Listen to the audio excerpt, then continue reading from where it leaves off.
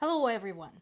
So we've got some updates from more than one source, including American, European, and Ukrainian sources, talking about the two villages in the Donetsk region where Ukrainian troops were forced to retreat and Russian troops have advanced. So this is what we know now. And based on what I've heard from my parents, based on the information we received from our family members who are fighting in that region, Russia continues basically with its approach of throwing as many bodies as possible. And all Ukrainians can do is basically establish some good fortifications to begin with, and then cause as much trouble for the Russian troops as possible. So it's been very much a war of 1,000 bleeding cuts.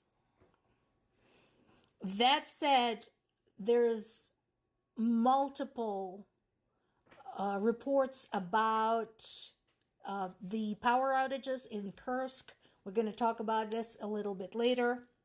Here's some additional information. This is from a Ukrainian source. This is from Kyiv Independent. And remember, I told you, Kyiv Independent, not everything, not 100% of their articles, but majority of their articles, especially about the war, are available in English. So if you want to go directly to a Ukrainian source of information, you can.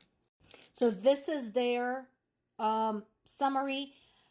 They are not confirming the retreat from the second of the two towns mentioned. So still waiting for that.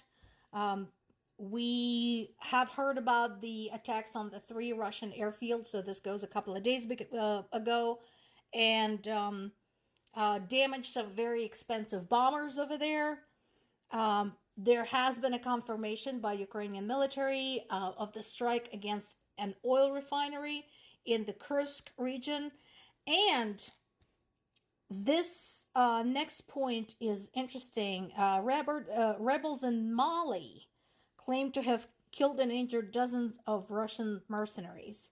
And there's also a mine fire in Donetsk. So let's break this down because this is a lot. So during the past week, 3 Russian helicopters were damaged as the result of sabotage operations that were coordinated by Ukraine's intelligence agency. Again, those are very, very important and expensive toys. Those are Mi-28s and K-226. So those, again, are not something you can just go and order on Amazon to replace. What about Mali? Mali is so far away, but again, how many times do we have to say? This goes so far beyond the boundaries of Ukraine. We've been saying this all along, since 10 years ago, not even since the beginning of the full-scale invasion. So what's going on? Basically, we know that Russian mercenaries, formerly of the private mercenary group Wagner, have been causing a lot of trouble in Africa. So finally, in this particular case in Mali, people got fed up and clashed with the mercenaries in the north of the country. We talked in the past about Russia's presence using racket, using all forms of abuse and intimidation to support authoritarian governments there, fueling destabilization in the region, and always extracting something useful for themselves.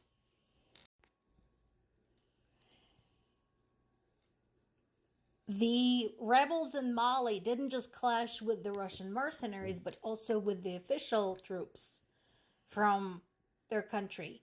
So what that tells me is that we had another case of Russia meddling in the events of somebody else, establishing a government that was not palatable to people who were living there, and trying to get favors, resources, people, whatever, you name it. So I think this may open the floodgates. I think, or rather, I hope more African countries are going to realize this is happening there too and start pushing back. And I hope they do. And then this piece is about that fire at the Donetsk mine. So this started back on July 27th. And part of the problem is that some of the mines in the Donetsk region are very, very old and not at all safe. So what we know is that thanks to Russia's shelling of the region, the fire had started with 86 miners trapped inside. 84 workers were taken out, while 2 stayed inside to ensure the operation of the mine. We don't know yet. I hope they were rescued. So far, we know that the fire has been extinguished, and so far the government had not mentioned any casualties. But I'm sure it was a oh fuck kind of experience. Imagine being trapped underground with your co-workers and the shit catches on fire. You're surrounded by coal dust. Do the math.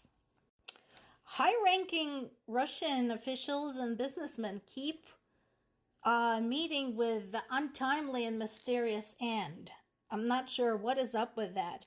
In this particular case, the Moscow stock market director of marketing died after falling off his yacht. So in addition to slippery balconies and slippery windowsills, we now have a slippery yacht deck. I'm checking with my sources over there in Europe to see what exactly his problem was, how he became out of favor with Putin's government. So I'm sure we'll hear more about this. So this is a piece about what's going on in Kursk. There's been a series of strikes against electrical substations. Kursk, like Belgorod, is one of the regions that is used basically as a staging ground by Russian military to gather supplies, ammo, weapons, people, and send them into Ukraine. So at this point, both of them had turned into these just gigantic county-size military bases. Now, Ukrainians have warned them about this. And they did say, if you're going to keep using your cities for military operations, those cities are going to become military targets. Now, last week we talked about 14 towns and villages in the Belgorod region becoming closed up. What that means is that no civilians are allowed. People were allowed to evacuate, and then the whole thing became closed up, available only to military. And somebody from Belgorod complained about this. And my response was, you know what? When Russia decided to treat Ukrainian businesses, apartment buildings, hospitals, kindergartens, schools, playgrounds, etc., as military objects and started bombing them indiscriminately, Ukrainian people did not get a warning. Nothing was closed up and nobody was evacuated because at the time we were so naive as to think that Russian military has a conscience and would not fire at a kid's playground. So quit your whining. And this is new. This is Crimea in the Kerch region. And again, we are seeing multiple simultaneous fires at several substations. And again, that's another area that has been used extensively for military purposes. Russian people, you tell your government you're tired of this.